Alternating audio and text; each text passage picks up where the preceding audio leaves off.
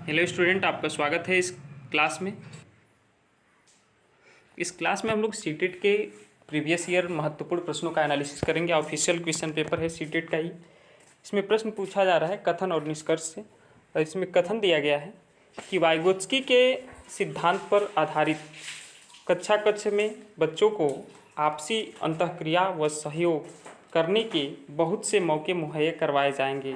ये जो है इसका करेक्ट आंसर है, क्योंकि जब बच्चों को आप अधिक से अधिक अवसर उपलब्ध कराएंगे, जब उन्हें अधिक से अधिक बोलने की या फिर उन्हें अपने बात को रखने की ज़्यादा से ज़्यादा अनुमति, सहमति या फिर अवसर देंगे, तो उस बच्चे का मानसिक विकास होगा, उस बच्चे में विकास होगा। दूसरा है कि सीखना एक सामाजिक प्रक्रिया है, ये भी सही है। अतः इसका जो कथन और निष्कर्ष जो है दोनों सही है। अतः करेक्ट आंसर इसका ये होगा। ए और आर दोनों सही है, और आर ए की सही क्या करता है, व्याख्या करता है। इससे संबंधित छोटी सी जानकारी पढ़ लेते हैं। जैसे वाइगोत्स्की के सिद्धांत पर आधारित कक्षा कक्ष में बच्चों को आपसी अंतःक्रिया व सहयोग करने के बहुत से मौके मुहैया कराए जाएंगे, क्योंकि सीखना एक सामाजिक प्रक्रिया है और वाइगोत्स्की के सिद्धांत का उपयोग शिक्षण और सीखने के अंतःक्रिया और सहयोगी संगठनों पर ध्यान केंद्रित करने के लिए किया गया है, जो बच्चों को साथियों और शिक्षक के साथ सामाजिक बातचीत से सीखने के लिए प्रोत्साहित करते हैं। अतः इसका करेक्ट आंसर ए सही होगा। नेक्स्ट अगला प्रश्न दिया गया है, लेओ वाइगोत्स्की के अनुसार निजी संवाद से संबंधित तो विद्यार्थियों की सोच को विनियमित करना, यानी लेओ वाइगोत्स्की के अनुसार निजी संवाद विद्यार्थियों की सोच को विनियमित करता है और बच्चे स्वयं से बोलते हैं। इसका कारण है कि बच्चे अपने कार्य को दिशा देना चाहते हैं। निजी संवाद बच्चों को जटिल कार्य करते हुए उनके व्यवहार को विनियमित मदद करने में मदद करता है। नेक्स्ट अगला तीसरा प्रश्न 88 नंबर कि बच्चों में संज्ञानात्मक विकास को सुसाधित करने के लिए जीन पियाजे जो हैं ये क्रियाएं करते हैं। क्या करते हैं? क्रियाएं करते हैं। क्रियाएं करते को महत्व देते हैं, जबकि लेओ वाइगोत्स्की जो है ये भाषा को महत्व देना चाहते हैं। तो ये जो जीन पियाजे हैं ये क्रिया को महत्व देते हैं और वे लेओ वाइगोत्स्की ये भाषा को महत्व देते हैं। यानी बच्चों में संज्ञानात्मक विकास को सुसाधित करने के लिए जीन पियाजे क्रिया को महत्व देते हैं और लेओ वाइगोत्स्की भाषा को महत्व देते हैं।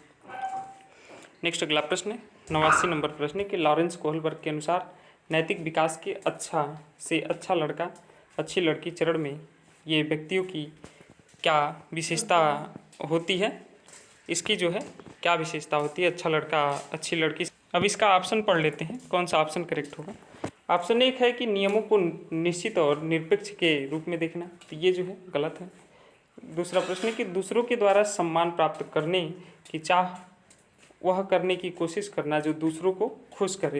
यानी अच्छा लड़की और अच्छा लड़का का जो चरण है इसका करेक्ट आंसर यही होगा, क्योंकि दूसरों के सम्मान प्राप्त करने की चाह और वह करने की कोशिश करना जो दूसरों को खुश करे, यही इसका करेक्ट आंसर है।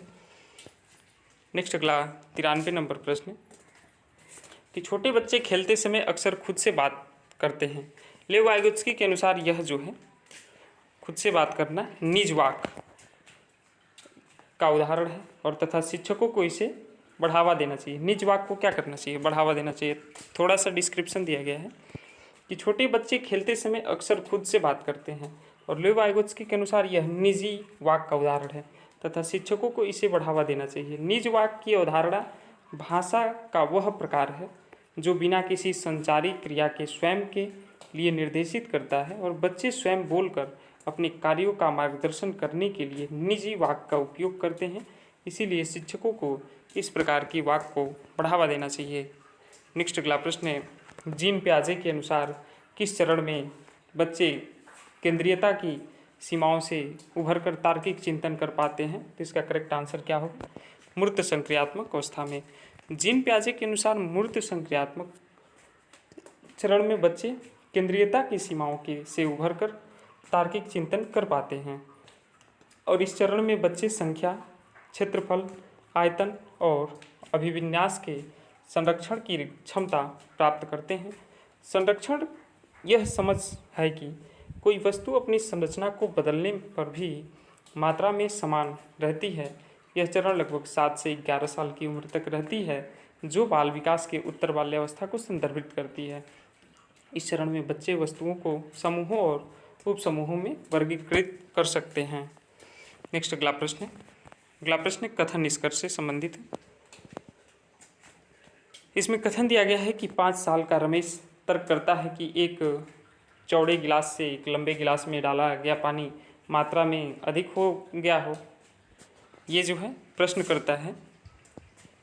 दूसरा है कि मूर्त संक्रियात्मक अवस्था में बच्चे समस्याओं की व्यवस्थिति और तार्किक तरीके से हल नहीं कर पाते हैं। तो इसका ए और आर दोनों कथन के हिसाब से इसका जो निष्कर्ष है सही है, लेकिन इसका व्याख्या नहीं कर रहा है।